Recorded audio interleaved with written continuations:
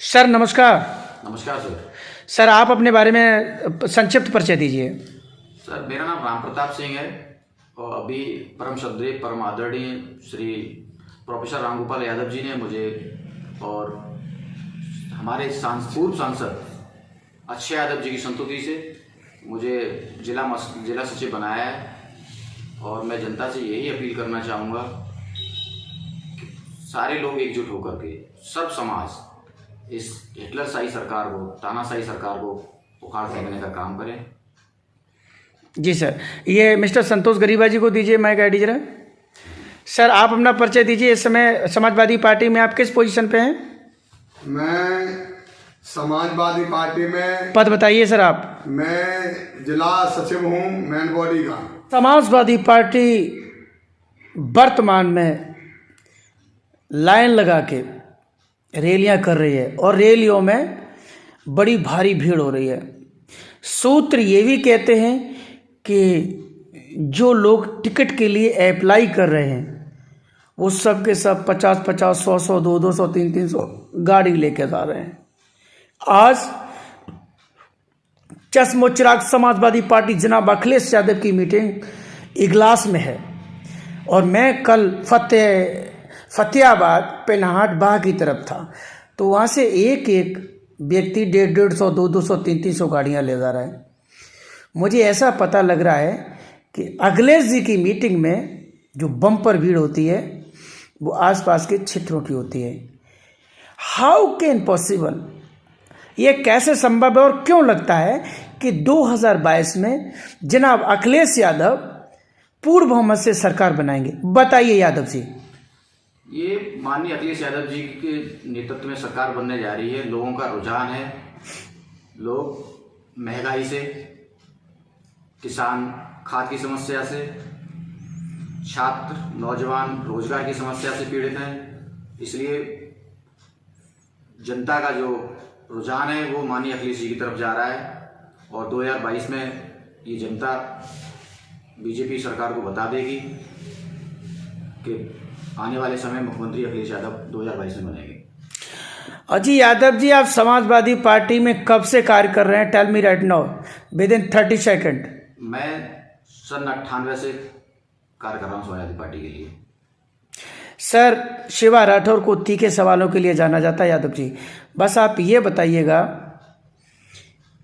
अभी जो गठबंधन हुआ है चाचा का और भतीजे का, चाचा और भतीजे के गठबंधन को लेके जो कयास लगाए जा रहे हैं उसमें कितनी सफलता है कि दोनों लोग मिलेंगे तो सीटें ज़्यादा निकलेंगी और अलग रहते तो सीटें कम निकलती?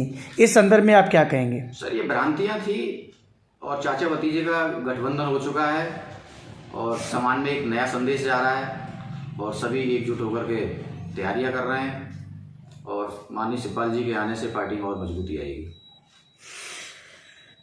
तो फिर जो समाजवादी पार्टी, जो शिवपाल जी के जो जिताऊ कैंडिडेट हैं, जिनको लेके मैं समझता हूं कि मीडिया के सभी कर्मियों ने उनसे सवालात किए हैं, जनाब अखिलेश से भी किए हैं, जनाब शिवपाल जी से भी किए हैं, तो क्या वो लिस्ट जो शिवपाल जी ने अखिलेश जी को दी है क्या कंसीडर होगी और होगी तो किस बिना पर और कैसे होगी? Tell me right now sir. Sir वो राष्ट्रीय नेतृत्व में का निर्णय रहेगा, उसमें मैं कुछ नहीं कह सकता हूँ। अच्छा, आपकी विधानसभा कौन सी लगती है जनाब? सर हमारी विधानसभा सिरसागंज है। सिरसागंज विधानसभा में आप विधायक के रूप में किसको देखना चाहते हैं? सर जो भी राष्ट्रीय नेतृत्व का निर्णय होगा उसे हम सर्वमान्य होगा। हम पार्टी के पदाधिकारी हैं, पार्टी के कार्यकर्ता हैं और पार्टी के लिए ही कार्य करते हैं। जो भी आएगा वो हमारे सर्वमान्य। अभी आप किसको वोट मांग रहे हैं? अभी तो संतोष जी का चल रहा है।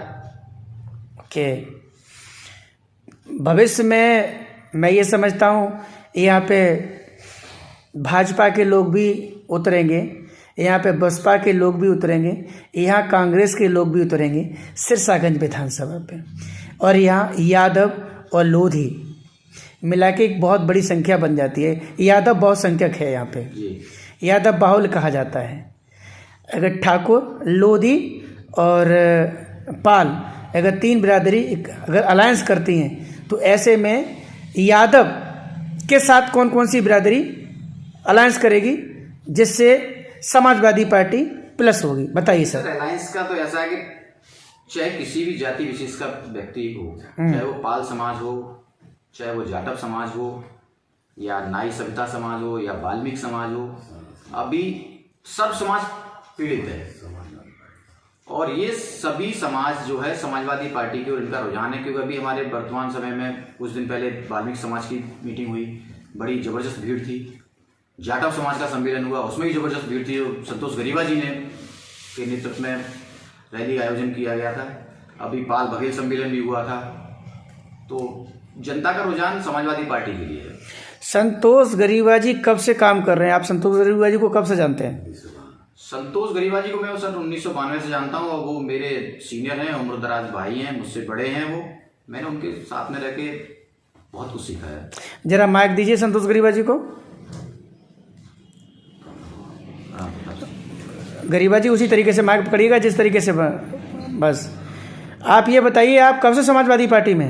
मैं समाजवादी पार्टी में 1992 से काम कर रहा हूँ, और राम प्रताप यादव जी के साथ मैं काम करता हूँ। जब ये छोटे थे, मैं उम्र में इनसे बड़ा था, तब ये जाते थे, झंडा लगाते थे, बैनर लगाते थे और समाजवादी पार्टी के लिए ये काम करते थे। आज ये युवा हो गए तो समाजवादी पार्टी के लिए यानी अपनी जान की बाजी लगा करके ये काम करते हैं।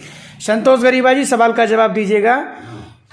जिस जात से आप ताल्लुक़ रखते हैं, जाटव समुदाय से, और मोहतरमा मायावती बीएसपी प्रमुख जाटव समुदाय से हैं, ऐसे में आपको कैसे लगता है कि जाटव समुदाय का वोट समाजवादी पार्टी में ट्रांसफ़र हो पाएगा? हो पाएगा तो कितना हो पाएगा, बताइए गरीबा जी। ये जो बहन मायावती जी हैं, वो ये शेषागंज विधानसभा है। इस शेषागंज विधानसभा में कोई मजबूत प्रत्याशी नहीं है, पहली बात तो ये है। और ये भारतीय जनता पार्टी की जो सरकार है, ये सरकार से ये दलित और पिछड़ा बहुत पीड़ित है। आपको मालूम होना चाहिए कि अगर ये इस सरकार में अगर संविधान बदल जाएगा, अगर संविधान बदला तो बात सुनिए, नौकरी दलितों की नहीं, नौकरी पिछड़ों की भी चली जाएगी। इसलिए दलित और पिछड़ा एकजुट होकर के समाजवादी पार्टी को दे रहा है। और आपने देखा होगा 1947 से पहले यानी इस देश में सबसे ज्यादा आजादी में लड़ाई किसने लड़ी? दलितों ने लड़ी, पिछड़ों ने लड़ी और मुसलमानों ने लड़ी। अब दलित और पिछड़ा और मुसलमान एकजुट होकर के समाजवादी पार्टी को वोट देगा और मानिए अखिलेश यादव जी को उत्तर प्रदेश का मुख्यमंत्री बनाएगा, और आने वाले समय पर यानी पूरा उत्तर प्रदेश खुशहाल होगा। आपने देखा होगा कि भाई शिवाजी कि यानी आपने देखा किसान हैं, जो किसान भाई हैं, जो आज जब किसान भाई का आलू रखा गया था, फसल बोई गई थी, तो खाद यहाँ पर पता नहीं चला था कहाँ चली गई। जब किसान का खेत बो गए, आलू रख गया, किसान वो खाद उपलब्ध होने लगी। ये बताइए, ये हाल है। आपने देखा होगा भाई कि यानी जो नोटबंदी थी, नोटबंदी में यानी जो लाइन में लगे थे जो गरीब, उनको यानी बहुत से गरीब लाइन में लगते लगते बेमौत मर गए, और जो बड़े लोग थे, पैसे वाले लोग थे, उनके घर पैसा पहुंचा। आप ये बताइए यादव जी, दहाड़ मार रहे हैं आपके गरीबा भाई, वोट जो होता है वो आत्मा का होता है। अब किस व्यक्ति की आत्मा कहाँ है, ये कोई डिसाइड नहीं कर सकता। मैं समझता हूँ कि 2 सेशन से मोहतरमा मायावती सरकार में नहीं है।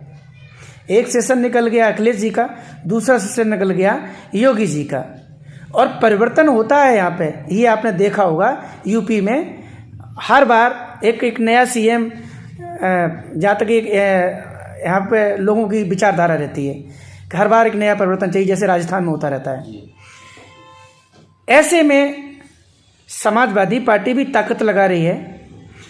मायावती जी का साइलेंट वोट है, ऐसा नहीं कि उनका वोट नहीं है, ऐसा नहीं कि वो फाइट में नहीं है। वो 4 बार की मुख्यमंत्री, उनको उतने हल्के में नहीं लेना चाहिए, ठीक है।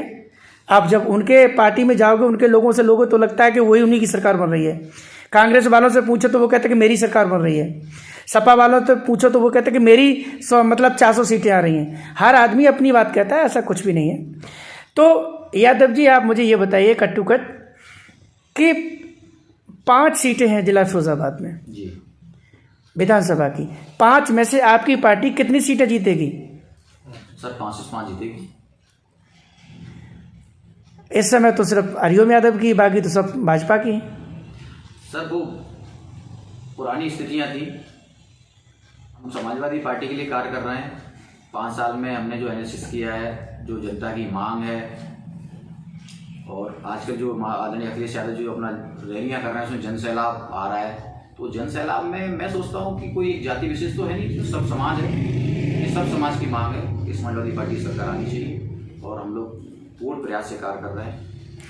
यादव जी, आपको बहुत बहुत धन्यवाद। आपने जो अमूल्य समय में से समय दिया है, आपको भी धन्यवाद, और संतोष गरीबा जी को भी धन्यवाद, और इनके साथ में जो लोग बैठे हुए हैं, मैं इन सभी को एक साथ पुनः धन्यवाद देता हूँ।